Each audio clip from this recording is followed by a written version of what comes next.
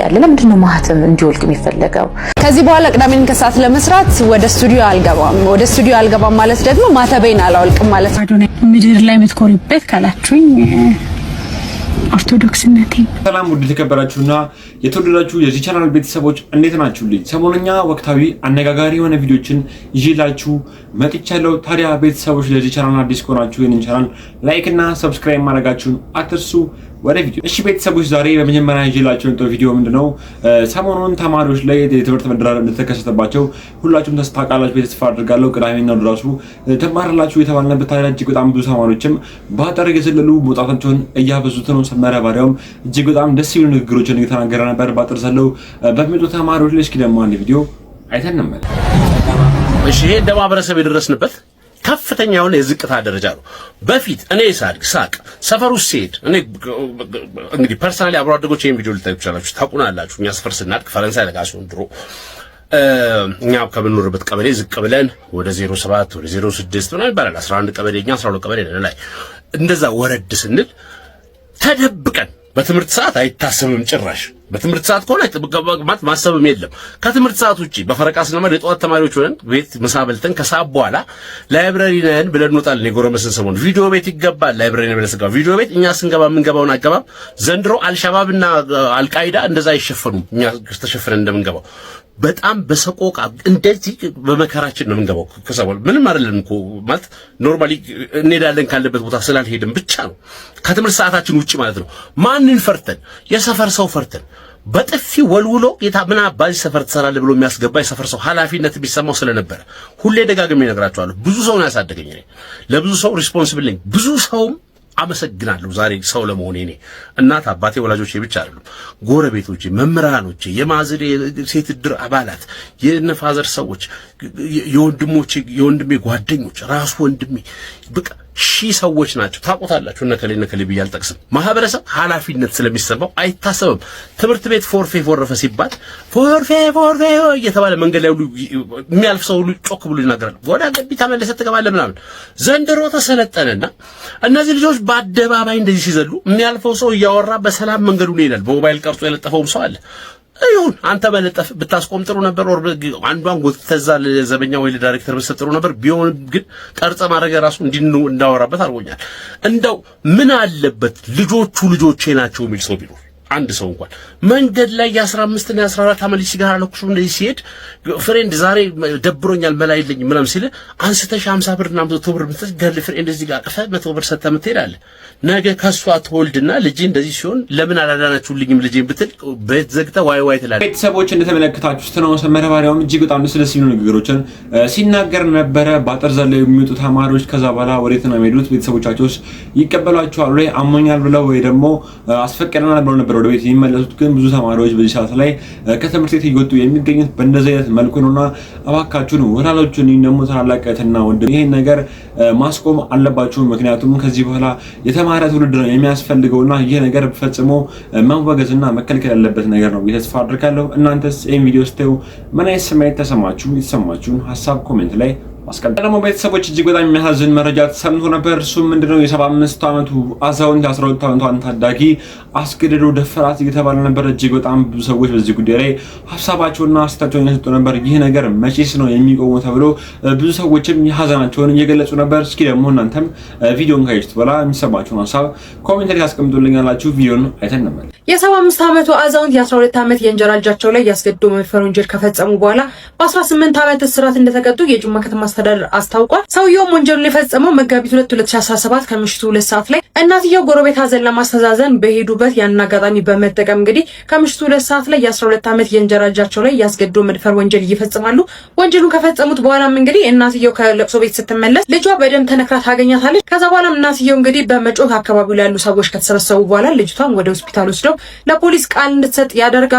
ልጅቷ በሰጠችው ቃል መሰረትም እንግዲህ ወንጀሉን የፈጸሙት የ75 ዓመቱ የእንጀራ አባቷ እንደሆነ እንደሆነ ከተናገረች በኋላም እንግዲህ በፖሊስ ቁጥጥር ስር ይውላሉ። ከዛ በኋላም እንግዲህ የሕክምና እንዲሁም ደግሞ የተለያዩ ማስረጃዎች ተሰባስበው ጥቅምት 17 2018 ዓ.ም እንግዲህ የ18 ዓመት እስራት ተፈርዶባቸዋል። እንደዚህ አይነት ነገሮች እንግዲህ እንደ ቀልድ እየተመለከትናቸው እየተበራከቱ ነው የሚገኙ። አካባቢያችን ላይ ያሉ የቅርባችን በምንላቸው ሰዎች ሳይቀር እንደዚህ አይነት ነገሮች እየተፈጸሙ ነው። አካባቢያችንን እንጠብቅ፣ እንዲሁም ደግሞ እህቶቻችን፣ ልጆቻችን እንዲሁም ደግሞ የአካባቢያችን ላይ የሚገኙ ህፃናትን እንጠብቅ ማለት ፈልጋለሁ። በአዳዲስ መረጃዎች መልሳለሁ። ይሄው ቤተሰቦች እንደተመለከታችሁት ነው። ይህ ሰው ያደረገው ነገር እጅግ በጣም ነው የሚያሳዝነው የሚያሳፍረው። ምናልባት ደግሞ የእንጀራ ልጅ ስለሆነች ሊሆን ይችላል ይሄን ነገር ያደረገው የሚል ሰው አይጠፋም። ግን ማንኛውም ሰው ይሄን ነገር ማድረግ የለበትም። በተለይ ደግሞ በዚህ እድሜው የ12 ዓመቷን ታዳጊ ህይወቷን ማበላሸት ምን የሚሉት ነገር ነው። እጅግ በጣም ሰዎችን ሲያስከፋና ሲያሳዝን የነበረ ድርጊት ነበር። ሀሳባችሁን አስቀምጡበት። በዚህ ጉዳይ የሚሰማችሁን ብዙ ጊዜ እነዚህ ነገሮች ይወራሉ፣ ይነገራሉ። አሁን ድረስ ሊቆሙ አልቻሉም። ታዲያ ቤተሰቦች እናንተስ ምን አይነት ስሜትና ሐሳብ አላችሁ? ሐሳባችሁን ኮሜንት ላይ አስቀምጡ። ሌላ ደግሞ ቤተሰቦች ሰሞኑን በአርሲ ላይ እጅግ በጣም ብዙ ኦርቶዶክሳውያኖች እንደተገደሉ እንዲሁም ደግሞ እጅግ በጣም ብዙ ሰዎችም እንደተፈናቀሉ ታውቃላችሁ። ተስፋ አድርጋለሁ። ሰዎች በትላንትናው የመድኃኔዓለም ክብረ በዓል እየተከበረ ነበር። እጅግ በጣም ብዙ ሰዎችም ተገኝተው በዓሉን እያከበሩ ነበር። ታዲያ እጅግ በጣም ብዙ ትላልቅ አባቶች ኦርቶዶክስ ተዋሕዶ ቤተክርስቲያን ላይ እየተከሰቱ ባሉ ነገሮች ላይ ሐሳባቸውን እየሰጡ ነበር። እስኪ ደግሞ አንድ ቪዲዮ ሰምተን እንመለስ። ደም መፍሰስ ሰለቸን፣ ይህ ፖለቲካ ሳይሆን ሰብአዊነት ነው ሲሉ ብፁዕ አቡነ ናትናኤል ተናገሩ።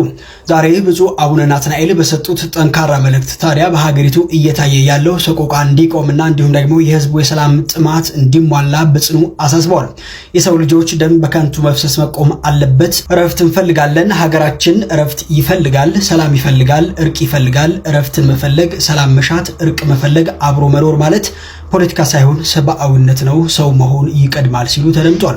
ደከመን፣ ብዙ ጊዜ ሰማን፣ ሞት ሰለቸን፣ ብዙ መፍሰስ ሰለቸን፣ ይበቃናል፣ ይብቃል፣ ይበቃ ይገባል፣ ወገኖቼ መተሳሰብ ይሻለናል ሲሉ እንግዲህ ዛሬ ጠንከር ያለ የተባለ መልእክት ብፁዕ አቡነ ናትናኤል ተናግረዋል። እናንተስ ስለ አቡነ ናትናኤል ንግግር ምን ትላላችሁ? ሐሳባችሁን አጋሩ። ቤተሰቦች ለተመለከታችሁት ብፁዕ አቡነ ናትናኤል ለተናገሩት ነው። ትላንትና ሁላችሁም እንደሰማችሁ ተስፋ አድርጋለሁ። ከዚህ በኋላ ለማነስ እንናገር እጅግ በጣም ብዙ ጊዜ የምንናገረው ነገር ማንንም እየሰማን አይደለም። እግዚአብሔር ሰላሙን ይላክልን። እጅግ በጣም ብዙ ሰዎች ይፈናቀላሉ፣ እንደውም እጅግ በጣም ብዙ ሰዎችም እየሞቱ ይገኛሉ። እግዚአብሔር ሊታረቀን ይገባል። እጅግ በጣም ብዙ ሰዎችም የተገደሉ ይገኛሉ። ፍትህ በግፍ ለተገደሉት እህትና ወንድሞቻችን ደግሞ አባቶቻችን እያላችሁ እናንተም ኮሜንት ላይ ያጻፋችሁን አትሉ። ሌላ ደግሞ ቤተሰቦች ማሳጋችሁ ቪዲዮ ምንድነው ለእናንተ ትምህርት ያስገኛችኋል እንዲሁም ደግሞ ቁም ነገርም ያስጨብጣችኋል ብዬ አንድ ይዤላችሁ የመጣሁት እውነተኛ ታሪክ አለ። እጅግ በጣም ትልቅ ትምህርት ትማሩበታላችሁ ብዬ ተስፋ አድርጋለሁ። እናንተም ይሄን ቪዲዮ ካያችሁ በኋላ የሚሰማችሁን ሐሳብና አስተያየቱን ኮሜንት ላይ ታስቀምጡልኛላችሁ። እስኪ ደግሞ ወንድማችን በዙ ፍቃድ እጅግ በጣም ብዙ የተለያዩ የህይወት ታሪኮችን ይዞ ይመጣል። እጅግ በጣም ብዙ ሰዎችም እንዲነጋገሩበትና እንዲወያዩበትም ያደርጋል። እኔም እናንተ ቪዲዮ ይሆናችኋል ይዤላችሁ መጥቼ ነበር። እስኪ ደግሞ ይሄን ቪዲዮ አይተንም። የባለቤቴን መቃብር በምጎበኝበት ጊዜ ያገኘሁትን ውድ ነገር ልውሰደው አልውሰደው እያልኩ ጭንቀት ውስጥ ገብቻለሁ ትለናለች የዛሬዋ ባለ ታሪካችን። ነገሩ እንዲህ ነው። በ30ዎቹ አጋማሽ ላይ ነበር ባለቤቴ ያረፈው። እኔም 20ዎቹ አጋማሽ ላይ የምገኝ ወጣት ሲሆን ባለቤቴን በማጣቴ ሐዘኔን የምቋቋምበት አቅም አጣው። ለዚህም በየሳምንቱ መጨረሻ መቃብሩን የመጎብኘት ቦታውን የማጽዳትና ሳምንቴ እንዴት እንደነበር ያዳምጠኛል ብዬ በማሰብ ከሱ ጋር ማውራት ልማድ አደረግኩ። ከጥቂት ወራት በኋላ ከባለቤቴ መቃብር አጠገብ ያለው መቃብር ማንም እንደማያጸዳው አስተዋልኩ። ቁሽሽ ብሏል። በመቃብር ድንጋዩ ላይ የማላውቀው የአንዲት ሴት ስም ተጽፏል። እሷም በአንጻራዊ ሁኔታ በወጣትነቷ ያለፈች ትመስላለች። ባሌ ካወኳቸው ሰዎች ሁሉ በጣም ደግና አሳቢ ከሆኑት አንዱ ነበር። ስለዚህ የእሱን ጎረቤት ብንከባከብለት ደስ እንደሚለው ገመትኩ። እኔም ይህችን የማላውቃትን ሴት መቃብር ማጽዳት፣ አበባ መትከል፣ በሁሉም ቅዱሳን ዕለት ሻማ ማብራት ጀመርኩ። ይህ ለ3 ዓመታት ያህል ቀጠለ። ሆኖም አንድ ቀን እንደ ልማዴ በመቃብር ቦታው ስደርስ አንድ ሰው በሴቲቱ መቃብር ፊት ቆሞ አገኘሁት። በጣም ደክሞና የቆሸሸ ይመስል ነበር። በዛ ላይ ስጠጋው ሲጋራ ይሸታል። ራሴን አስተዋወቅኩትና ለምን መቃብሩን ስንከባከብ እንደቆየው ሳስረዳው ማልቀስ ጀመረ። ሴቲቱ ታናሽ እህቱ እንደሆነች አወቅኩ። እሱ በአልኮል ሱሰኝነቱ የተነሳ ከቤተሰቡ ጋር ለረጅም ጊዜ ተለያይቶ ነበር። ቀብሯ ላይ እንኳ አልተገኘምና መቃብሯ የት እንዳለ አያውቅም። ወላጆቹንም በዚህ 3 ዓመት ውስጥ በሞት አጥቷቸዋል። እናም እሱ የቤተሰቡ የመጨረሻ በህይወት ያለ ሰው እንደመሆኑ መጠን የእህቱን የመጨረሻ ማረፊያ ቦታ ለመፈለግ ወስኖ የዛኑ ቀን ቢጀምር በኔ አማካኝነት ወዲያው አገኘ። ባደረኩት ድርጊትም እጅግ ከመደሰቱ አልፎ ስሜታዊም ሆነ። ከዚያ በኋላ በየሳምንቱ መጨረሻ ማለት ይቻላል የጠፉ የምንወዳቸውን ሰዎች ለመንከባከብ መገናኘት ጀመር እና እሱ ቀስ በቀስ ሱሱን እየተወ ወደ ህይወት ሲመለስ ስራ ሲያገኝና እንደገና ጤናማ ሲሆን አየሁት። አንዴ እንደገና የሚቆምበት ጠንካራ መሬት ካገኘ በኋላ ተጫዋች ብልህና ማራኪ ውበቱ እያየሁት ተመለሰ። እናም ከመቃብር ስፍራው ውጪ አብረን ጊዜ ማሳለፍ ጀመር። እሁድ የምነግርሽ ነገር አለ ብሎ ተቀጣጥረናል። እንደሚመስለኝ ከሆነ የጋብቻ ጥያቄ ሊያቀርብልኝ ነው። እናም የባለቤቴን መቃብር በመጎበኝበት ጊዜ ያገኘሁት ውድ ነገር እሱ ነው። እሺ ልበለው ወይስ ትንሽ ጊዜ ልቆይ? እሺ ካልኩት የባለቤቴን ቤተሰቦችስ እንዴት ብዬ በሙሉ አይን እመለከታቸዋለሁ? ምን ትመክሩኛላችሁ? ዛሬን ለነገ እንኑር። መልካም ጊዜ። ያው ቤተሰቦች እንደሰማችሁት ነው። እሺ ትበለው ወይስ እምቢ ትበለው? እናንተን ኮሜንቱ ላይ መልሳችሁን ጻፍ አድርጉልን እንጂ በጣም አሳዛኝና አስገራሚ የህይወት ታሪክ ነበር ሰምተን የተመለስ ነው። ሌላ ደግሞ ማሳጋችሁ ቪዲዮ ምንድነው ብዙ ጊዜ የኢቢኤስ ጋዜጠኞች ቶሎ ከፕሮግራም አዘጋጅነት ይወጣሉ። ለምንድን ነው የምትለቁት ሲባሉ እኔ ኦርቶዶክሳዊ ነኝ ማህተቤን አልበጥስም ብለው ሐሳብና አስተያየታቸውን ይሰጣሉ። እጅግ በጣም ብዙ ሰዎችም በዚህ ጉዳይ ላይ ሲነጋገሩበትና ሲገረሙበት ነበር። እስኪ ደግሞ አንድ ቪዲዮ አይተን እንመለስ። ከዚህ በኋላ ቅዳሜን ከሰዓት ለመስራት ወደ ስቱዲዮ አልገባም ማለት ደግሞ ማተቤን አላወልቅም ማለት ነው። ማተብ መውለቅ አለበት የሚባል ነገር መጣ። በጣቢያው የነበረኝ ቆይታም ከስራ ይልቅ ካለቃ ጋር መሞዳሙድ ላይ ያተኩራል። ስራመደው እንደማልመለስ እያወቅኩኝ ነበር የተራመድኩት። ዘውትር ደሳለኝ እንደ ሌሎች የሥራ ባልደረቦቹ ኢቢኤስ ሊለቅ ነው። ተደጋጋሚ ጊዜ የመልቀቂያ ደብዳቤ ሲያስገባ ቢቆይም ያው ቤተሰቦች እንደሰማችሁት ነው የቅዳሜን ከሰዓት ፕሮግራም አዘጋጅ የነበረችው ለምንድነው ከኢቢኤስ ሲወጣችሁ ስትባል በድጋሚ ማህተቤን አልበጥስም ብዬ ነው ብላ የራሷን መልስ ስትሽ ነበር። እንዲሁም ደግሞ ከዚህ ፊት ደግሞ የነታወቃለን ፕሮግራም አዘጋጅ የነበረችው ሀና ዮሐንስም ማህተቤን መበጠስ የለብኝም ብላ ሐሳቧን ስትሽ ነበር። እስኪ ደግሞ ሀና ዮሐንስም የሰጠችውን ቪዲዮ አይተን ነበር። ፈተናዎች ሲያጋጥመኝ አንድ የጠየቁት ጥያቄ አለ። ለምንድነው ማህተም እንዲወልቅ የሚፈለገው? ይሄን ስላችሁ እውነት ለመናገር እስካሁን በሰራቸው ድራማ ላይ ሰው ለሰውም ላይ ዘመንም የሚባል ነገር አለ። ግን አሰሪዎቻችን ለእምነታቸው ያላቸው ነገር ለማህበረሰቡ ያላቸው ክብር በልጦባቸው መሰለኝ ይሄ ክር እንደው ማህተቡ ቢወልቅ ለቀረጻ ሲል ነው ካልኩኝ ያስገደደኝና በፈቀድኩበት ላይ ማህተቤን አድርጌ ነው ሰራ የነበረው። እዛ ቤት ግን የሚሰጠው ነገር ምንድነው? እናንተ የሁሉም ናችሁ። ሀና አንቺ የሙስሊሙም የክርስቲያኑም ነሽ፣ ማህተብ አድርገሽ መታየት የለብሽ የሚባል ነገር አለ። እውነት ነው። እኛ የህዝብ ነን። እኔ የህዝብ ነኝ፣ የሙስሊሙም ነኝ፣ የክርስቲያኑም ነኝ። ግን እውነት የትኛው ሙስሊም ነው የሀናን ማህተብ ወይም ደግሞ የከሌን ማህተብ አይቶ ደስ የማይለው? እንደኖር ነው እኮ እምነት ተከባብረን ነው እስልምናን አክብረን ክርስትናን አክብረን። ትክክል ነው ቤተሰቦች። ሀና ዮሐንስ ስትናገር የነበረው ነገር እጅግ በጣም ደስ የሚል ንግግር ነው። ምክንያቱም የትኛው ሙስሊም ነው የሀና ዮሐንስን ማህተብ አይቶ ከዚህ በኋላ ኢቢኤስን አላይም ብሎ የሚናገረው እያለች ነበረ። ኢትዮጵያ የሃይማኖት መከባበር ያለባት ሀገር ነው። ራግቤል ቤተክርስቲያንና አንዋር መስጊድ ያሉበትን ርቀት ሁላችሁም ታውቃላችሁ ተስፋ አድርጋለሁ። በዛን እንኳን ርቀት ውስጥ ሆኖ ማንኛውም ሰው ከማንኛውም ሰው ጋር ሳይጣላ የሚጸልየውም እየጸለየ የሚሰግደውም እየሰገደ የሚኖርባት ሀገር ላይ ነውና የምንኖረው። ታዲያ እንዴት ነው እኔ የቴሌቪዥን ፕሮግራም አዘጋጅ ሆኜ ማህተብሽን በጥሺ ደስ አይላቸውም ሙስሊሞች እንዲሁም ደግሞ ፕሮቴስታንቶች የሚባለው እያለች ነበር። ይሄ ነገር አግባብ የለውም ብዬ አስባለሁ። ብዙ ሰዎችም ሀሳብና አስተያየታቸውን የሰጡበት ነበር። እናንተ በዚህ ቪዲዮ ላይ የሚሰማችሁን ሀሳብና አስተያየት ኮሜንት ላይ አስቀምጡልን። እስኪ ደግሞ ሌላ ቪዲዮችን አይተን ነበር። እንዲሁም ደግሞ ቤተሰቦች ከዚህ በፊት ፕሮግራም አዘጋጅ የነበረችው መቅዲ እጅግ በጣም ብዙ ኢትዮጵያኖች እንደሚወዷት እናውቃለን። በህይወትሽ ምኩሪበት እንዲሁም ደግሞ በህይወትሽ ደስተኛ የሚያደርግሽ ነገር ምንድነው ስትባል ኦርቶዶክስ መሆኔ ብላ እጅግ በጣም ብዙ ሰዎችን የሚያስደስት ንግግር እየተናገረች ነበር። እንዲሁም ደግሞ መዝሙርም እየዘመረች ነበር። እስኪ ደግሞ መቅዲንም አይተን ነበር። ለምትኮሪበት ካላችሁኝ ኦርቶዶክስነቴን በበጎ ፈቃዱ ሁሉም በእርሱ ነው። በበጎ ፈቃዱ ሁሉም ነገር ሁሉ በእርሱ ተከናወነ ነገር ሁሉ በእርሱ ተከናወነ። ሰዎች መቅዲም እንደዚህ ደስ የሚል ዝማሬ እየዘመረች ነበር። ነገር ሁሉ በእርሱ ተከናወነ ብላ እየዘመረች ነበር። እጅግ በጣም ደስ የሚል መዝሙር ነበር ስትዘምር የነበረው። ዝማሬ መላእክትን ያሰማለን። እጅግ በጣም ደስ የሚል ነገር ነበር ስትናገር የነበረው። ምንድነው እስካሁን አንቺ የምትኮሪበት ነገር እምነት ተከታይ መሆኔን እጅግ በጣም ደስ የሚለኝና የምኮራበት ነገር ነው ብላ እጅግ በጣም ብዙ ሰዎችን የሚያስደስት ነገሮችን እየተናገረች ነበር። ታዲያ ቤተሰቦች እናንተስ የመቅዲ ንግግር ካያችሁ በኋላ ምን ስሜት ተሰማችሁ? የሚሰማችሁን ሀሳብና አስተያየት ኮሜንት ላይ አስቀምጡ። እሺ ቤተሰቦች እጅግ በጣም ብዙ ሰዎችን ሲያሳዝንና ሲያስገርም የነበረ ደግሞ አንድ ቪዲዮ ነበር። እሱ ምንድነው እጅግ በጣም አሳዛኝ የሆነች አንድ እህታችን ስለ እናቷ እጅግ በጣም አዝና እንደዚህ አይነት ሰው አለ ወይ እስከሚባል ድረስ እጅግ በጣም ብዙ ነገሮችን እየተናገረች ነበር። እስኪ ደግሞ አንድ ቪዲዮ ደግሞ አይተን ነበር። ፐርፐዝ ከማጣቀ ከእግዚአብሔር ጋር እስከመጣላት ድረስ ማለት እና ያኔ አንድ ጓደኛዬ ያማከረችኝ ለምን አትፈልጊያትም? ምክንያቱም መልስ ታገኛለሽ፣ ብዙ ጊዜ መልስሽን ታገኛለሽ ምናምን ብላኝ እንደ ድንገት አፈላለኳት። ፌስቡክ ላይ ያገኘዋት እና ብዙ ጊዜ ሳድግ የምመኘው ነገር ነበር። ኦር በቃ የሆነ አይምሮ የሚስለው ነገር ነበር። ወይ ችግር ውስጥ ሆና ወይ ተቸግራ ወይ ለመምጣት ፈርታ ምናምን ብዬ ነበር ራሴን ሪዝም የምሰጠው። ምክንያቱም የምርም አልፈለገችኝ የሚለው ነገር መቀበል አልፈልግም እና ሳየው ግን ያለችው ውጪ ነው፣ አሜሪካ ናት። ጥሩ ህይወት ላይ ነው ያለችው ምናምንና ኮንታክት ለማድረግ ሞከርኩኝ። በማቀው ሰው ባልኩ ጓደኛዬ የወንድሟን ስልክ ተፈልጎ ተደወለ። ከዛ ተደወለላት። መልሷ ለዚህ ነው እንዴ ለደና ነገር አትደውሉም ብላ ነበር የዘጋችው።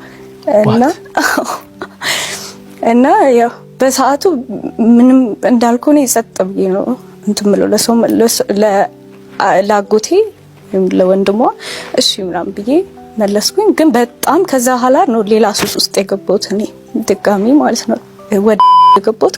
ከዛ ኋላ ነው በጣም ፕሮሰስ ማድረግ ከብዶኝ ነበር። ምክንያቱም ድጋሚ ጥፋተኛ እንደሆንኩ ነው እንዲሰማኝ ያደረገችው እና ከዛ ኋላ ሲሟንም ቀየረች ምናምን እንዳላገኛት ድንጋጤ ውስጥም ነኝ። አላመንኩም። ምክንያቱም የጠበቅኩት ሶሪም ብቻ ነበረ። ምንም ከሷን ፈልጌ አልነበረ። ምንም እኔ ህይወቴን በራሴ እያስተካከልኩ ነው ያለሁት። ግን ይቅርታን ጠብቄ ነበረ። አትሊስት አሁን ትልቋን ቤተልን ቤተሰብ ያላት የሚያግዛት ምንም ነገር ቢደርስባት ሄዳ የምትጠጋ እንደዛ ነበር መጀመሪያ የፈለኩት። ግን ያው ሰዎችን የሰማችሁት ነው። እጅግ በጣም አሳዛኝ የህይወት ታሪክ ነበር ሰምተን የተመለስነው። ሰው ያስባል አምላክ ይፈጽማል ለሚባለው ሁሉ እህታችን እጅግ በጣም ትልቅ የእናት ፍቅር አለባት። ግን ሁሉ ነገር እሷ እንዳሰበችው ሳይሆን በማይሆኑ መንገዶች ነበር ሲሄዱ የነበሩት። እጅግ በጣም የምታሳዝን ወጣት ነች። እኔም ለእናንተ ይሄን ቪዲዮ ይዤላችሁ መጥቼ ነበር። ከዚህ በፊት ካያችኋትም አሁንም ካያችኋት ይሄን ቪዲዮ ሲሰሙት ምን አይነት ስሜት ተሰማችሁ? እጅግ በጣም የሚያሳዝን የህይወት ታሪክ ነበር ሰምተን የተመለስነው። የሚሰማችሁን ሀሳብ በድጋሚ ልጠይቃችሁ፣ ሀሳባችሁን ኮሜንት ላይ አስቀምጡ። ያቺ ቪዲዮ ምንድነው ቤተሰቦች ትንሽ ደግሞ ቁም ነገር አዘል ከሆኑ ንግግሮች ውስጥ እንወጣና እስኪ ደግሞ አንዳንድ ቀልዶችን አይተን እንመለስ። በዚህ ሶሻል ሚዲያ ላይ እጅግ በጣም ብዙ የሚያስቁ ደስ የሚሉ ስራዎችን የሚሰሩ እጅግ በጣም የተለያዩ ወጣቶች አሉ። እስኪ ደግሞ አንዳንድ ቪዲዮችን አይተን ብርቂዋ ወይ እንዴት አዲስ ሰላም የኔ ወርቅ ጎረቤት ምን ፈልገሽ እኮ ተባይና ዘመድ ያጣኝ መቼም ታውቂያለሽ። ይሄው አሁን እኮ ዘመድ እየመጣችሁና ደውላለች። ትንሽ ሊት ኩፍ አድርጌ ዳቦ ጋግሬ ልጠብቃት ብዬ ነው። እንደው የዳቦ ማሽንሽን አንዲት ሲማ ቶሎ መልሳለሁ። አይ እኮ ደስ ይለኝ ነበረ ግን አይሆንም። አይ ስለማይሆን አልችልም። ምን ችግር ጎረቤት አይደለም እንዴ? አይ አይደለም ብሰጥሽ ደስ ይለኝ ነበረ። እናሳ የዳጉሳ ይሰብርብኛል። የዳጉሳ አይቀጥለው ይሰብርብኛል።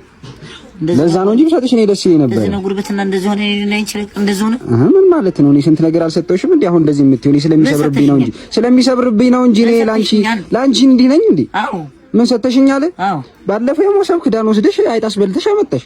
ዘነዘናውን አንዱ ወስደሽ ውስጥ አለ ቤት እየሸጎራችሁበት ነው። ምን እንዳደረጋችሁት አላውቅም። እኔና አንቺ ጉርብትና ይሄ ነው ይጀመር። አንቺ ጥሩ ነገር አይወድልሽ።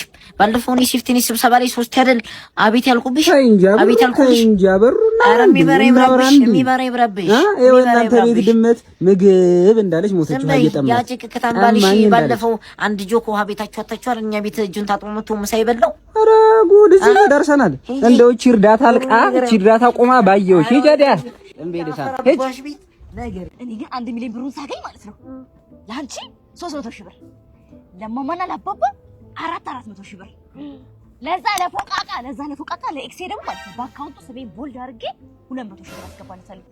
ከዛ ለክራሼ ደግሞ 70 ሺህ ብር ቆይ 100 ሺህ ብር ባረግለት ከዛ ለተቸገሩ ደግሞ 200 ሺህ ብር እሰጣለሁ። ያምሻል እንዴ ከ1 ሚሊዮን አለፈ እኮ የምትዘረዝሪው ምን ልታረጊው ያ ቆይ ሲጀመር እናትና አባቴ ምንም አያረግላችሁ ራሳቸውን ይቻሉ ናቸው በይ። ከዛ ለዛ ለፎቃቃ እንኳን ብር አስገባላት ለኤክሴ ብችል ብር ብቀበል አንቺ ምን ያረጋሻል? ብር ገንዘብ ምንም አያረግልሽም። ሰው ያበላሻል። ተማሪ ነሽ ቋጣሪ። ለተቸገሩ ደግሞ እኔም የተቸገርኩ ስለሆንኩ መጀመሪያ ራሴ ልርዳና ከዛ መብላት ተሰጣ ቅጇን ታጠበቻለሁ። አዎ ቆይ ይሄን ሁሉ ብር ከየት ልታመጪ ነው? ያው ቤተሰቦች ብዙ ጊዜ በህልማችንም ሊሆን ይችላል አንዳንዴም በሐሳብ ጭልጥ ብለን ከምናስባቸው ሐሳቦች መካከል አንዳንዴ እንደዚህ ሐሳቦች ናቸውና ገና ለመጣን ገንዘብ እንደዚህ አድርገው ማከፋፈል ምን የሚሉት ነገር ነው? እንደሰማችሁት ነው። ለተቸገሩ ሰዎች እንዲሁ ደግሞ ለጓደኞቿ ልትናገር የፈለገችው ነገር እጅግ በጣም ነበር ሲያዝናና የነበረው። እኔም እናንተ ቤተሰቦቼ ይዝናኑበታል ብዬ ይዤላችሁ መጥቶ ቀልድ ይሄ ነበር። ነፂ እጅግ በጣም ደስ የሚሉ ቀልዶች ነው የምንቀልደው። ታዲያ የነፂስ ቀልድ እንዴት አገኛችሁት? እስኪ ደግሞ እጅግ በጣም ደግሞ በጣም ደግሞ ብዙ ሰዎችን ሲያዝናና የነበረ አንድ ቀልድ አይተን እንመለስ። ማነው አንተ ፍልፈላ እንዴት ነህ? ከየት ተገኘህ ዛሬ? ነገ እንዳለች ማለት ነው። ነገ ምሳ ሰዓት ላይ ቤት እንዳትቀሩ ማህበር አለ። እሺ እመጣለሁ። ዶሮ አለ። አባ ሁሉም አለ። እሺ ስጋ አለ። ሁሉም አለ። ግን ለአንተ ግን ጉቦ የለም። እናትና አባቴ ሲያወሩ ሁል ጊዜ እሱ ጉቦ መብላት በጣም ይወዳል። እኛ ደግሞ ጉቦ የለንም፣ ቤት አልተሰራም ጉቦ። ስለዚህ የራስህን ጉቦ ግን ይዘህ መምጣት ትችላለህ እዛ ቤት። ወይ ህፃናት እንዴት ነገር ይወዛል። ሌላ ደግሞ ያሉት ጉቦ በልቶ ነው በጣም የወፈረው አሉ። እኔ በቃ ወዳጅ የለኝም፣ አንድ ደህና ሰው እንኳን የለኝም ማለት ነው። እኔም እበላለሁ። ስማኛ ይበላ ምክር አለ እነሱ እንዳሰማቸው። ወይ ጉድ ግን አንተ መቼ ነው የምትወልደው? አይ አቡሽ ባለቤቴ ትንሽ ቆይታ ልጅ ትወልዳለች። እሷን እኮ አይደለም አንተ ሆድህ አርግዘት ነው። የቤተሰቦች እንደተመለከታችሁ ነው። ድሮ ልጅ እያለ እንደዚህ ነገሮችን እናደርገን አልጠራጠረም። ጀራም እጅግ በጣም ብዙ ጊዜ በሕፃንነታችን ስናደርጋቸው የነበራቸውን ነገሮችን በትውስታ እየመለሰን እንደዚህ ቀልዶችን ይሰራልናል። እጅግ በጣም ደስ የሚሉ ቀልዶችን ነበር አይተን የተመለስነው። እኔ ቤተሰቦች ዛሬ ይዤላችሁ የመጣሁት ቪዲዮ እነዚህን ይመስሉ ነበር። በቀጣይ ደግሞ አሪፍ አነጋጋሪ ነው ደግሞ ትምህርት አዘል ቪዲዮዎችን ይዤላችሁ እመጣለሁ። ስላዳመጣችሁኝ አመሰግናለሁ።